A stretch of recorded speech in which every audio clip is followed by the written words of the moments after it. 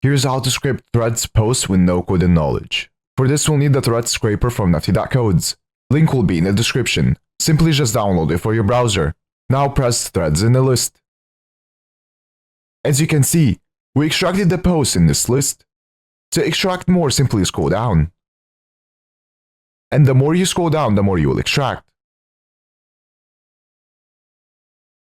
Alternatively, you can use the auto function, which will auto-scroll for you and add the data to the list.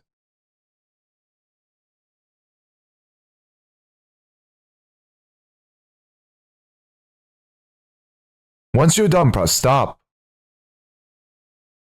Now, head to the settings. Then press on Stored Data.